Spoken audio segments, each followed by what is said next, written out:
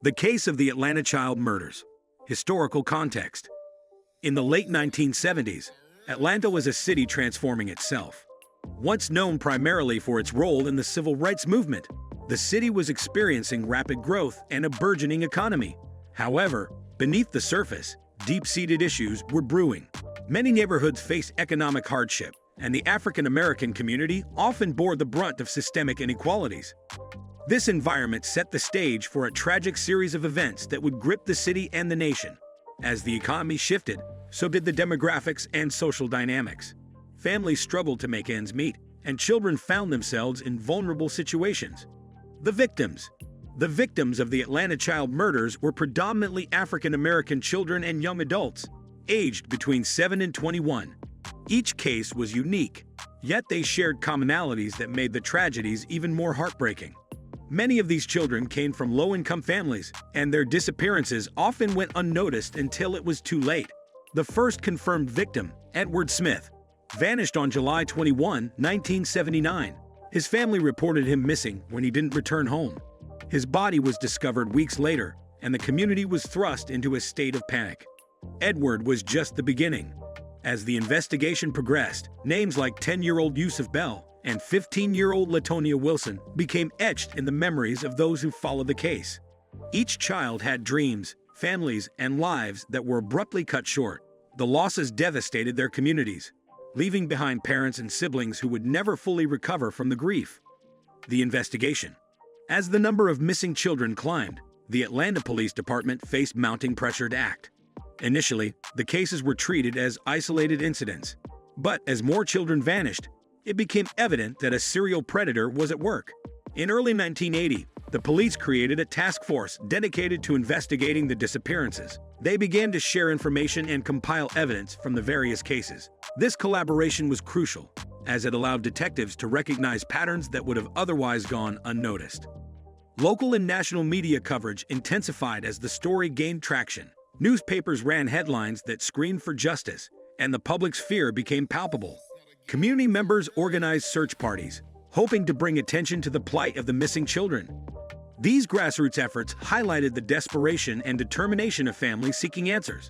By mid-1981, the investigation took a dramatic turn. Bodies began to surface in the Chattahoochee River, raising alarm bells across the city. In May of that year, police arrested Wayne Williams, a local man who had been a person of interest for some time. Williams, who worked in the music industry, was known to frequent the same neighborhoods where many of the victims had disappeared. The evidence against Williams was circumstantial but compelling. Fibers found on the victims matched those from his home, and witnesses reported seeing him in the vicinity when several of the children went missing. Williams maintained his innocence, asserting that the police were scapegoating him due to racial biases and public pressure. The trial of Wayne Williams. The trial of Wayne Williams began in 1982 and quickly became a national spectacle. It was a highly publicized case that captivated audiences across the country. The courtroom was filled with families of the victims, eager for justice and closure. The prosecution's case relied heavily on forensic evidence, particularly fiber analysis. They presented a timeline that linked Williams to the disappearances, arguing that the fibers found on the victims were definitive proof of his involvement. The defense countered by questioning the reliability of fiber evidence, claiming it was not conclusive enough to warrant a conviction. As the trial progressed, the emotional toll on the victims' families became evident. Many parents took to the stand to share their grief, describing their children and the void left in their lives. Their testimonies humanized the statistics and transformed the trial into a deeply personal affair.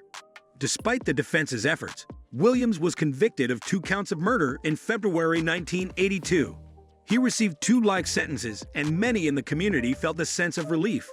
However, questions lingered. Was he truly the perpetrator of all the murders, or had law enforcement closed the case too quickly? Community response. The aftermath of the trial left the Atlanta community grappling with its collective trauma. While some felt justice had been served, others were skeptical about whether the true killer had been apprehended. This skepticism was fueled by the way the investigation had unfolded and the racial dynamics at play. Community leaders sought to address the deeper issues exposed by the case. Forums were held to discuss public safety, race relations, and the importance of trust between law enforcement and the communities they serve. Many residents called for reform in how missing persons cases were handled, particularly in marginalized neighborhoods. Grassroots organizations formed to advocate for better resources for families and improved safety measures for children.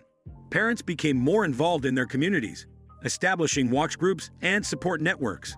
The case galvanized a generation, prompting conversations about accountability, transparency, and justice. The legacy of the case. The legacy of the Atlanta child murders is a complex one.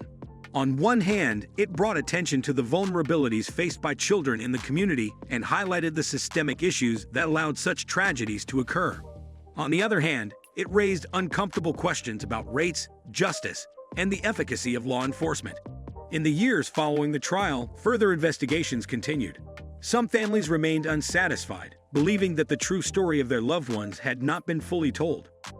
Various documentaries and books have since explored the case, attempting to unravel the intricacies of the investigation and the lives lost. The case also influenced changes in law enforcement practices. Departments across the country began to implement more rigorous protocols for handling missing persons cases, particularly for children. The importance of community involvement became a focal point, emphasizing the need for collaboration between police and residents. Conclusion: the Atlanta child murders remain a haunting reminder of a dark period in the city's history. The loss of 29 children left an indelible mark on families and communities, sparking conversations about safety, justice, and the protection of vulnerable populations. As we reflect on this tragic chapter, it is essential to remember the victims, not just as numbers or cases, but as real children with dreams, aspirations, and families who love them. Their stories continue to resonate, urging us to remain vigilant and committed to justice.